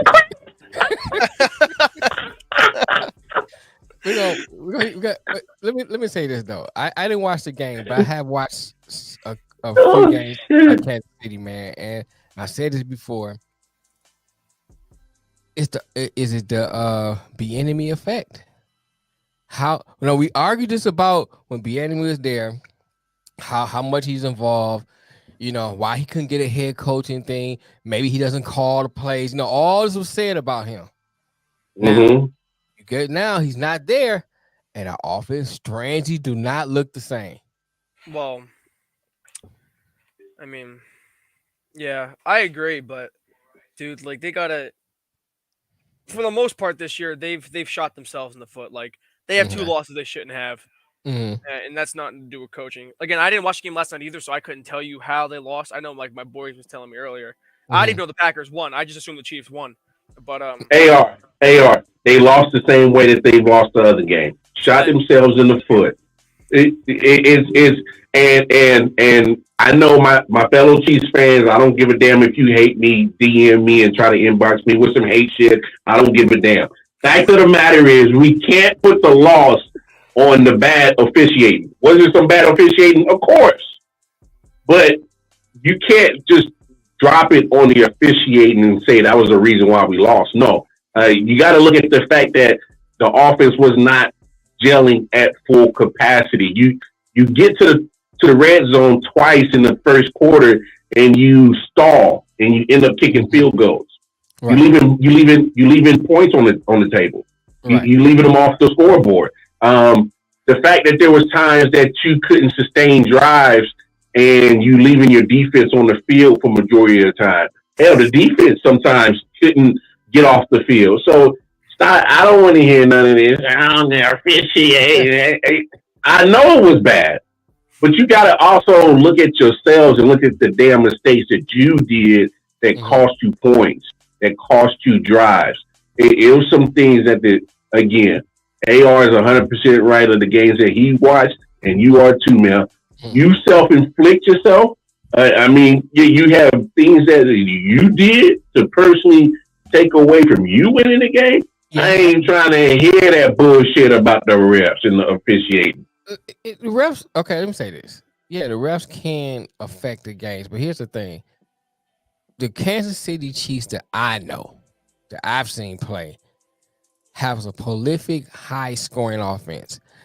They won the Super Bowl in spite of their defense twice.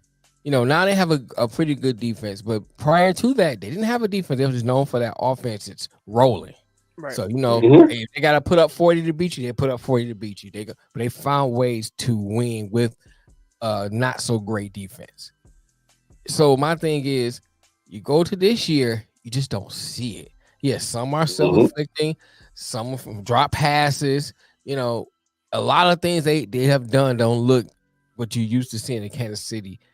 However, it's still got to be something that the only thing I can think about is that when Bieniemy is there, the offense was clicking.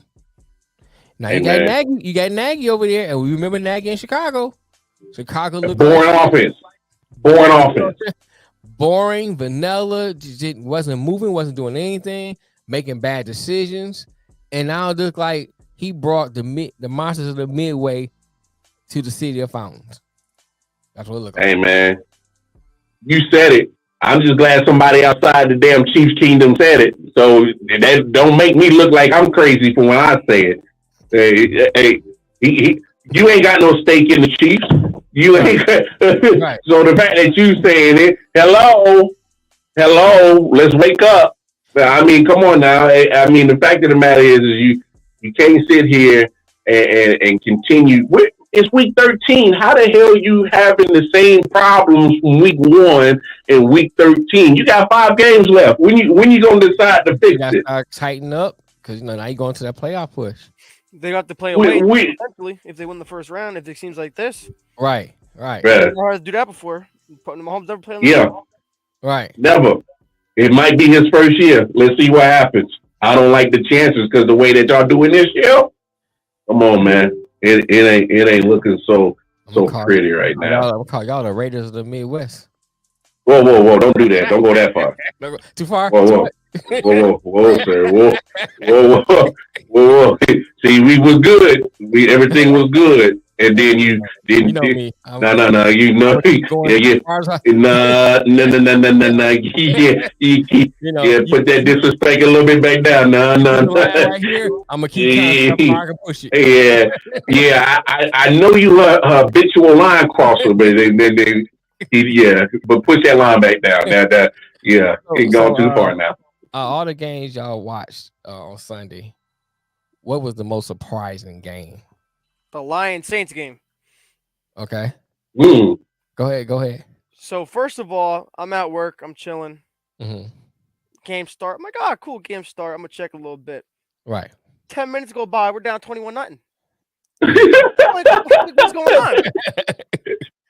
Because I was only able to watch bits and parts of the game, but I turn it back on later. We're down 5 points. In a position to win the game, and not to my surprise anymore, because it seems to happen every week. Cars hurt or gets pulled, whatever it may be, and Winston comes in and actually plays a good game. Whether it be a couple drives, whatever, and we're moving the ball. The last drive of that game, it looked very promising. We were going to score. Olave drops the ball, then whatever miscommunication on the little comeback route, whatever, game over. But I was surprised in the fact that we went down that quickly and actually rallied back. It gave me some hope that we could turn it around. Especially seeing Jameis play well. Like, I've been saying that Jameis is a very good backup and could start at some places, because when he has his decision making, it's good. He's able to use his skills that he has, because he's passed for a lot of touchdowns for the time that he's played. Right. So he has the ability to. Yeah. But for us to not have Thomas, to not have Shaheed in the offense, we were able to put up some decent points. So I was just surprised that the Lions even just let us back into the game. When I saw 21-0, I'm like, oof. Yeah, you know what I'm saying? I thought that was quick. Then I don't know. Then one more surprising thing. Right. Were you watching the whole game? I watched the highlights. I'm gonna tell you why in a minute, but go ahead. So we get the ball back before that drive that we had. We were down. I think it was 5 points still. Mhm. And I look at my phone, and a play later, it said Carr fumbled the ball Yeah, for I a saw that. -1 game. So was it a sack or did he fumble the snap? He fumbled the snap. I knew it, bro. I can't. We can't. Like, it's the Saints, bro. Like, I can't. Like, bro. Like we get. I think it was like, a bad exchange between the center and him, if I'm not mistaken. and I then thought. we give him the touchdown to Jamison Williams after that. So now we're back down 2 Right. scores, and then we're still in a position to win the game, and we somehow find a way to F it up. So, you know, it makes me have some hope, but we got to get our shit together because between the injuries and now Michael Thomas not playing again, he's talking about the coaching and the quarterback situation. You know, it's obviously not the same team when we had Sheldon Payton and Drew Brees running the show. So we got to figure something out to get Right. at least the players on the same page again because the defense, besides this week, has been doing their thing. But, you know, again, we don't have an offense that can move the ball behind you. It's hard to play defense. Right. So, you know, it's promising to me that, you know, we ended up fighting back, but we got to figure something out when it comes to the upper ups, you know, coaching, our Right. quarterback room, you know, that kind of thing. I'll say this to that game, you know. Well, first of all, I made up my mind prior to the game. I'm not watching this shit. I'm gonna watch the highlights. So I'm sick of them, like the last two games, just fucking shit up. You know what I'm saying? I just got so sick of it, man. So I said I watched the highlights, and then you know, so I'm on my phone. I said, oh, okay, 7-11. Okay, cool. I was out there doing my little you know, little gig app thing. I was like, look at 14. That's all cool. Looking good. Like 21-0. I'm like, damn, they about to win this game. So I didn't pay attention for like a couple quarters. So Saints scored. Okay. Let's I look up. It was like 21-28 or something like that. What the hell? It's like, come on, y'all about to fuck this shit up. But then it was like 5-point differential. Now I looked up, the Lions scored again, but it was 33. I said, what the hell happened? And after watching the game, I saw what happened. But I'm like, what up, man? So my thing is, the defense of this team, and how about Detroit, it's like they regressing. It's like, you know what I'm saying? You got a few highlights here and there. You know, I think Brian Branch still is a dog. I like Cam Sutton. But Aiden Hutchinson not winning his reps. You know, a lot of people say, oh, he's being double teamed. But we look at the statistics, and Lee McNeil get more double teams than Aiden Hutchinson. So, you know, but I think if he gets the right person behind him because of his work ethic and learn some more technique, he can be an elite pass rusher. But right now, I don't think Aaron Glenn is that capable person to do that. You know, and Saloni didn't play. That's another thing because he one of the leading tacklers, pretty decent cover linebacker. But it's just like when you have when your offense spots you 21 points. As a defense, you gotta help them win the game and keep this game out of reach. And they didn't do that. Yeah, Alvin Kamara is an excellent running back, so you know, I'm not taking nothing from him. But at the same time, that was one of y'all bright points was stopping the run. You know what I'm saying? They wasn't even doing that. So I'm like, you know, yeah, they probably still make the they still probably still make the playoffs. The Washington game, I knew it was a blowout. But damn,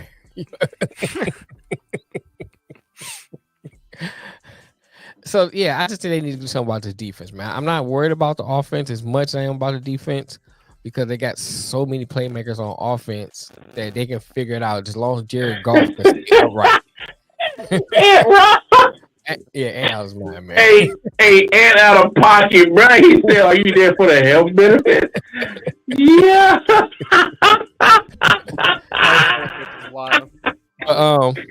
Mara, what surprised you about Sunday's games?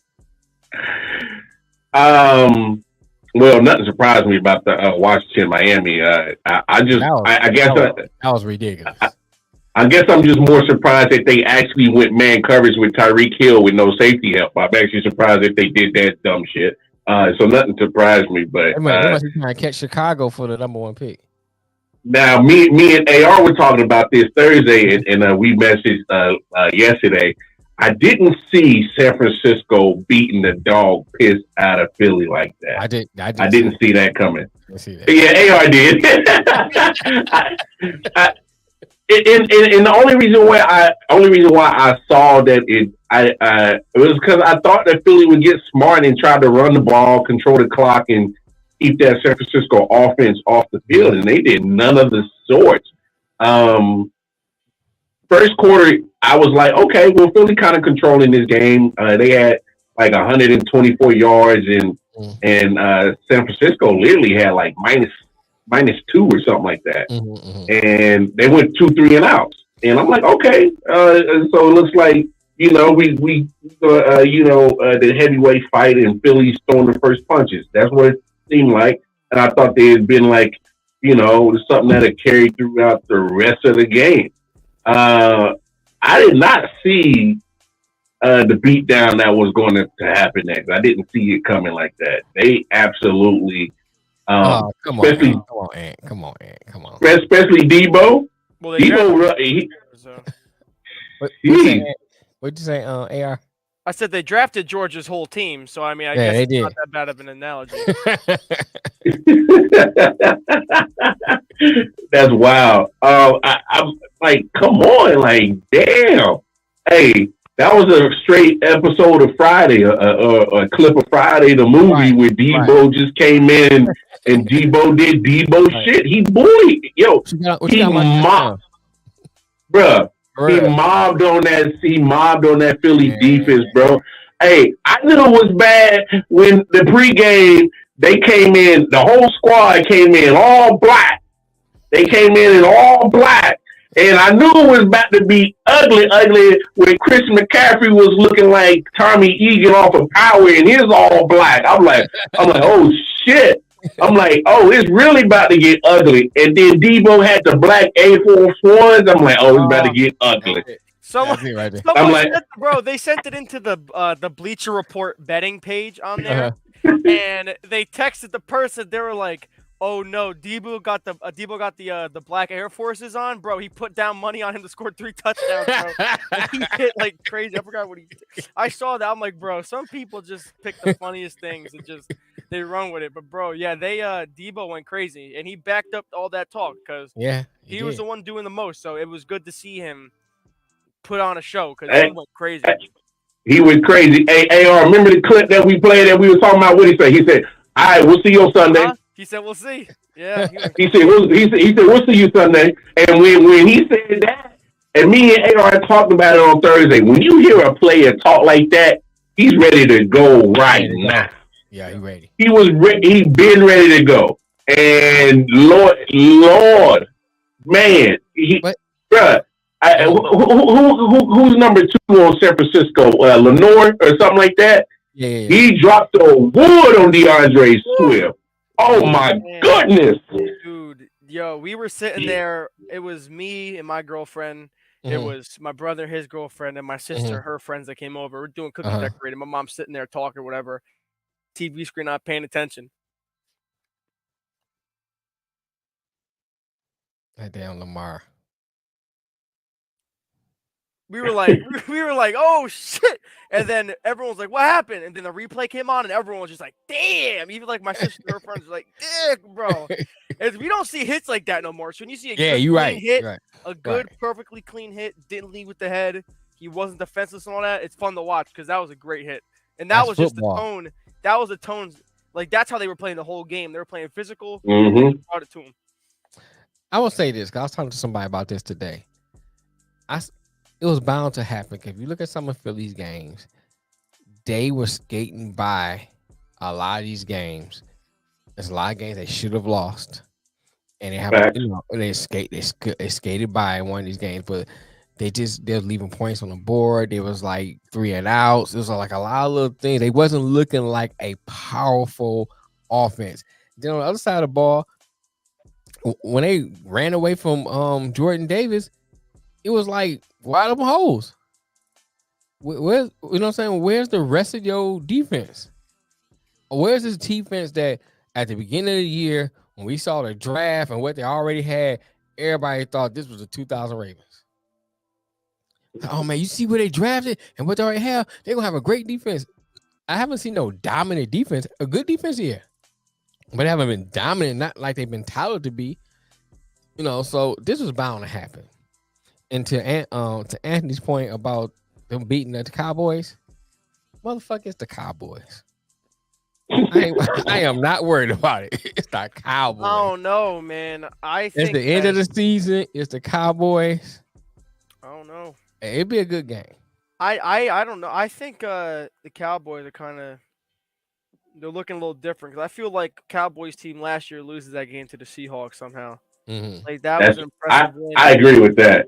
Like they ended up coming back that game and they ended up winning that game. I'm telling you, I think that the Eagles in the NFC are the third team to the Cowboys and the 49ers, because we had talked about it, and I said that that Cowboys Eagles game was a very, very close game, and again, some refereeing, some like Dak barely steps out of bounds. Like there's a couple plays there to where it's like, all right, if it just goes an inch the other way. Like it's a win. So I don't know. The Eagles have found a way to win close games all year, but again, we said like this game is gonna really show who's about it. Right. And the Niners to me look like the clear-cut favorites. They were my pick in the beginning of the year. Looked a little wobbly at one point, but again, they put it on both the Eagles and the Cowboys.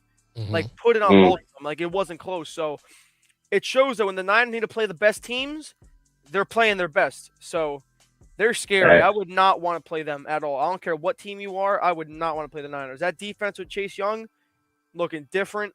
And again, their offense, Purdy's not hurt. So that offense is going to be good. Purdy is such an upgrade compared to having Jimmy G on that offense. Like it's night and day. Like they look so much better as a complete offense. Debo's healthy, Kittle's healthy, and McCaffrey's healthy. Like that team is unstoppable, bro.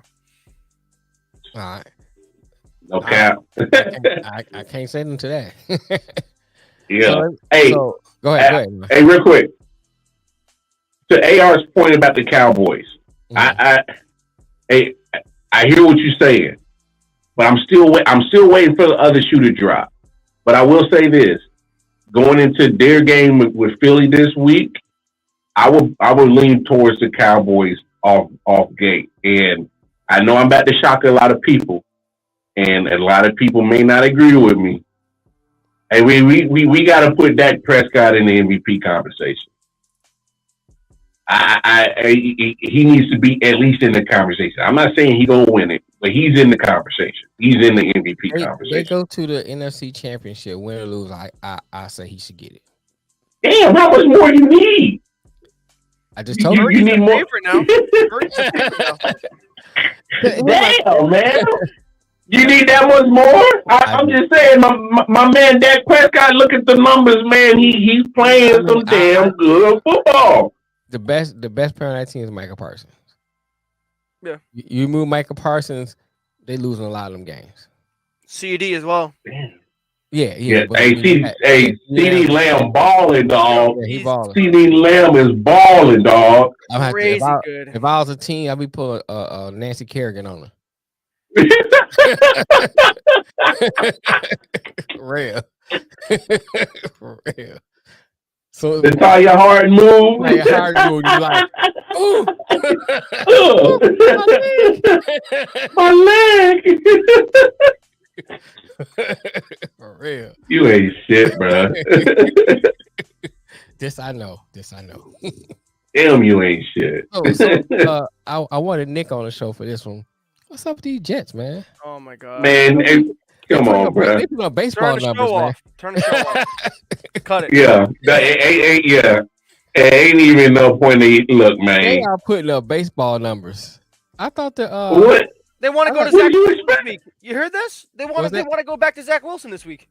See, of course. Come on, AR. Did you not expect that? At some point, they're gonna be like, "Come on." Hold on. Let me say this. What does that say? For everything.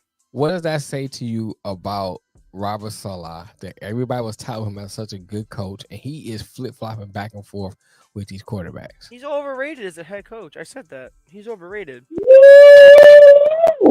No, I'm saying, what have they done? No, I'm saying, what have they done? Okay, I'm gonna give you his head coaching. I get it with San Francisco, but he was with San Francisco. Hold on, let me say this, Ed. I'm gonna let you finish your point. Let me add these caveats. I'm gonna give you the injuries. I'll give you that. I'm gonna give you that. It happens. However, I've seen coaches with a lot of injuries that don't look this bad. Okay, now the floor is yours. Those are my caveats. Go ahead, AR. Make your point. Listen, again, we're gonna say injuries are a part of the game, but again, you don't lose to the Falcons if you're somewhat of a good team. You're not a good team. Again, I haven't said the Saints are a good team. We have some talent, but we're not a good team yet. When it comes to our head coaching, our offense isn't clicking. We're not a good team. We got some talent, but we're not a good team. Then the Jets got some talent, but they're not a good team yet. They got talent, they're not a good team. And for people to be talking about it, I keep saying it, bro. If you add Rodgers on the team, I'm telling you, it's not that big of a difference. Thank you. Again, we had a game once upon a time where the Jets and the Chiefs played, and Zach Wilson played better than Patrick Mahomes. And they lost. And we've had multiple games. I mean, I could probably pull up the stats real quick, but I'm not going to do it. To where Zach Wilson's honestly did not play a bad game. He really didn't. But when it comes to executing in the red zone, executing on key third downs, again, what has Hackett done as well? Ever since A-Rod in the Packers, what has Hackett done? So, I mean, you have to look at it sometimes. It's not always on the quarterback. You know what I'm saying? It's not always, it's Zach Wilson's fault. And I'm not saying they wouldn't be better, of course, but there wouldn't be a big difference. But they may win a game or two more. It's not a big difference. Like, everyone's talking about Super Bowl with them. You know what I'm saying? And I was, in the beginning, high on them. Like, yeah, they can make a run. I think they could finish first or second in this division. Which, again, isn't crazy to say. Because, again, maybe they beat the Dolphins. I mean, that could have been a team that they could have beaten with Rodgers, maybe. Buffalo. But they've been playing. Right, so it's like Buffalo's not playing well. So, again, some people's expectations, were accurate, to be a second-place team, make the playoffs. But Super Bowl, it's not realistic. They need more pieces. And to me, I know it's a little bit looking ahead, but to say that you should trade for Devontae Adams, I don't know about that, bro. I really don't know about that. I think that's just a whole nother give up too much for an aging player. It's what you give up. I mean, here's my thing with the Jets. You have some good pieces there.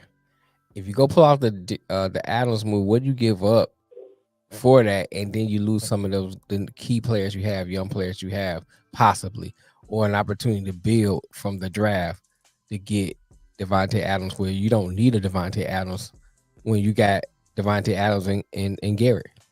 That's your Devontae Adams. You need compliments to him. Right. Where you can get that. God damn, give me damn all that. They need an offensive line, damn it. But that goes without saying. That's why Rodgers is out, because of the offensive line. That is just, man. It's terrible. I feel bad for whoever drops back there, man. That's like the Monday night game.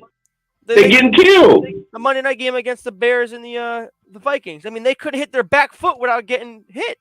Right. What do you expect them to do? Nothing. It's so much harder than just dropping back and throwing a football. It's just not how it works whatsoever. Right. And to put a guy like Zach Wilson, who, again, the coach has got no faith in him. I've never seen a head coach, and I don't want to say the wrong quote, so don't quote me on it specifically. But Saleh was asked a couple weeks ago, something about Zach Wilson, and it was like, I don't know why he's starting. What? What? What do you like? You have no faith in the quarterback. The fans got no faith in the quarterback. Everyone's turning against him. And then, by the way, he don't get a second in the half in the pocket before he gets his head taken off. What do you want him to do? You have no run game because the offensive line can't block. Right. It's not all on Zach Wilson. Again, I don't want to sit here and act like Zach Wilson has done nothing wrong, but I mean, again, he's not what people are making him out to be. That's not even. He's not put in a position to succeed. He's not at all put into position Jones to succeed. Is terrible. He's terrible. He's actually terrible. That's a good segue into, if you're the Patriots, what do? Bruh, just score any points. No points. 0. Relocate. Relocate. Rebrand. I mean, make a new sport, maybe. Since Belichick been there, this is the worst. Yeah, worst. I mean, it's bad, dog. You know, you take all your hate for the Patriots out, but if you just look at it just from a football perspective, now this is bad, dog. Yeah, I understand what he done for you, but any other coach would have been gone in the middle of the season. Gone. You got a quarterback. Did you draft it? He went from from a 3 to a -3. He's going backwards. It wasn't like he looked good in the first place, but he looked like, oh, maybe he has some potential. Maybe. Then it's like next year went down. It's like, bruh, he is going backwards. Trash. Yeah, okay, you can say, okay, we got injury, Judon, blah, blah, blah. But you are the defensive wizard. When Judon was there, you looked like a decent defense. You still like a dominant defense. You ain't like the defense you had. We had Brewski and all them. And now, now you can't even score the ball. You can't score? Bro, you can't score. And I think a game before that, they had like, 6 or 8? What I can't remember. It was very low. Against the Giants, right? 3 points? Right. Yeah, something like that. It's like, come on, man. Yeah, they had like 7 points against the Giants. That was it. You bring back Cliff in the chin, and think that's gonna help. That doesn't help. Billy O. Yeah, you know what I'm saying? That ain't help.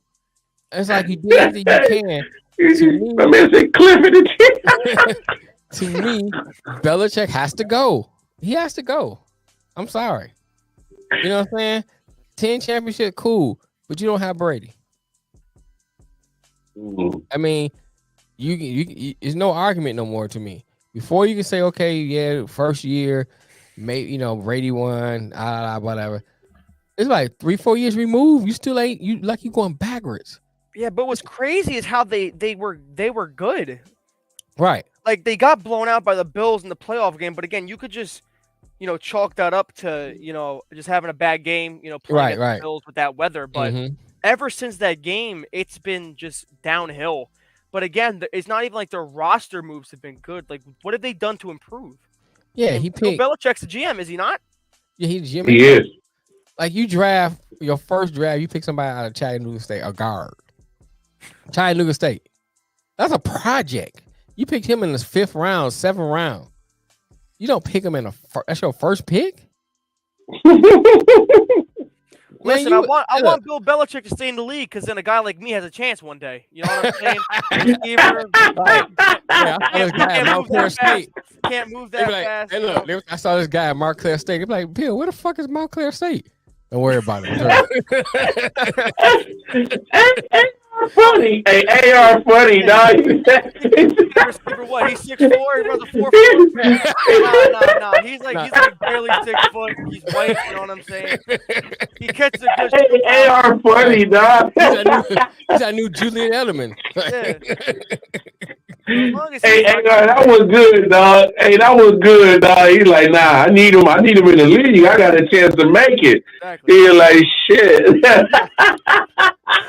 But see, if you look at life from this standpoint, man, if you was any other coach besides Bill Belichick, you'd have been gone long time ago. So now, to me, what else you hold on to? What you hold on to? Hey, but here's the other half of that coin, though, man. Even when the Patriots, when they decide to part ways from him, who's going to be the number one coach and hottest hire to get? Be Belichick. Because I'm telling you, 6 Super Bowls, man, 6 Super Bowls has a crazy amount of clout in the NFL. Lamar, you know what, Lamar? It may be beneficial for both because sometimes a change of scenery does help. You've been there for a long time. I'm telling you, the moment. He's been there so long that we changed technology when he first started.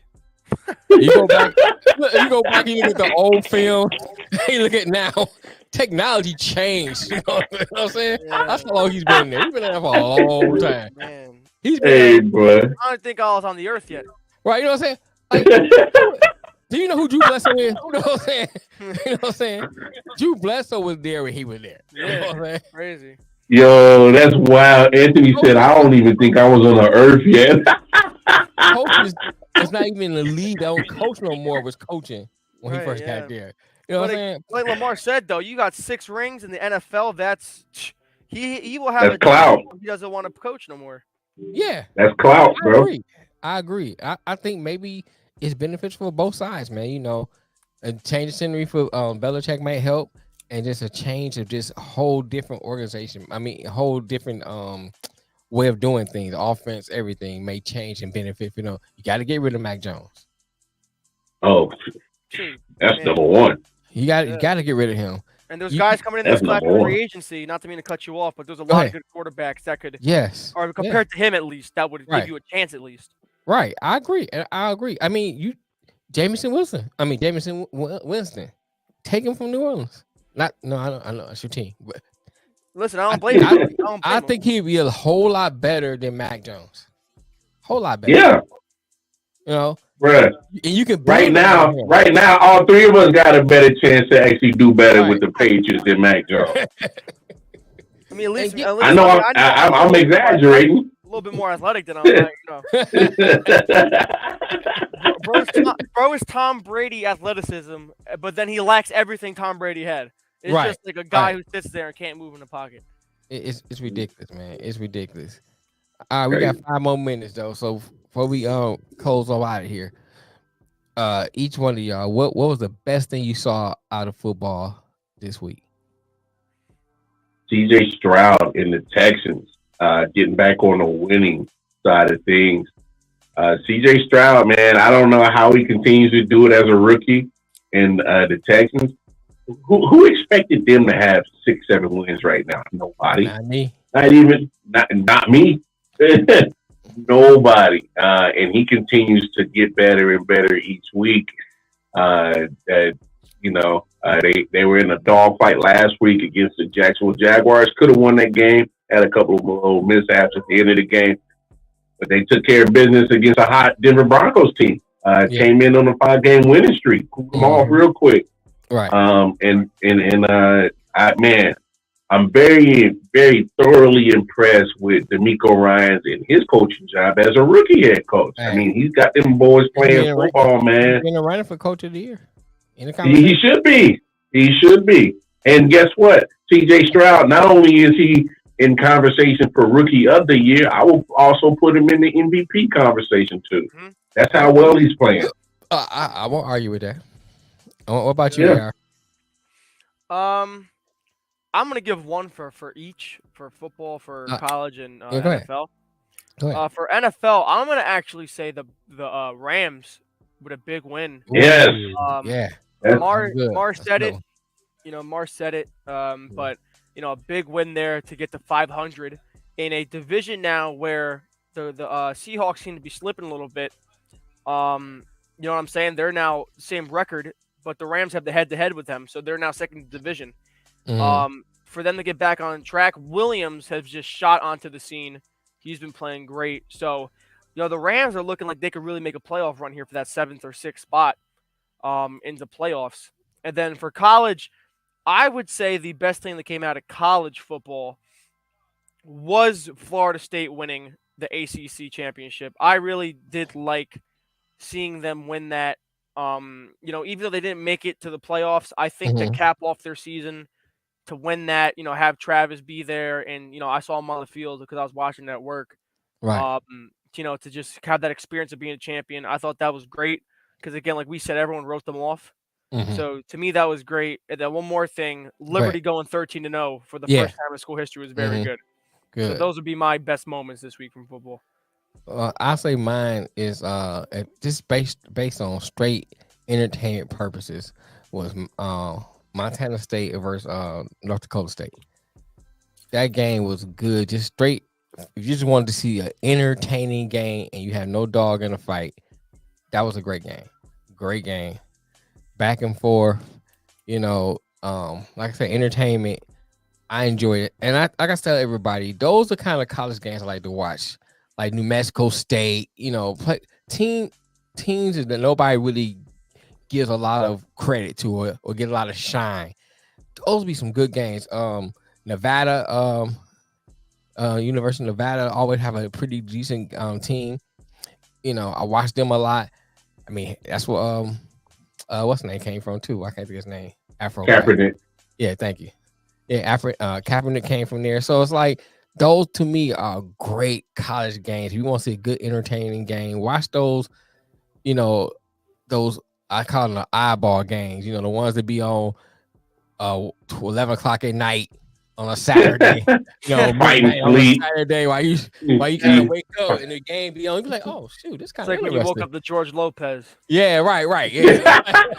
It's like that, for real. It's like that, you wake up and those games be on, and I sit up like, oh, that's an entertaining game. Turn the volume up and I watch it because those are some great games. You expect we expect Georgia and Alabama to be entertaining. You expect that to be a good game. You expect that. But when you look at those games, they ain't gonna be entertaining. But those be some good games. Like when Boise was good back in the day, I used to love watching Boise play. Facts. So that was me. And then the last thing is South Carolina, man. The lady Gamecocks. Bro, they looking like they the best thing in women's college basketball. I like how LSU looked when Angel Reese came back. They look like they had a lot of firepower, but South Carolina got something down there. They are building a nice, I say, a dynasty down there. If she can keep bringing in recruits on Staley and keep bringing in and developing the players she has, you're gonna be hearing about them for now and for a long time. Is she gonna be the new Pat Summitt?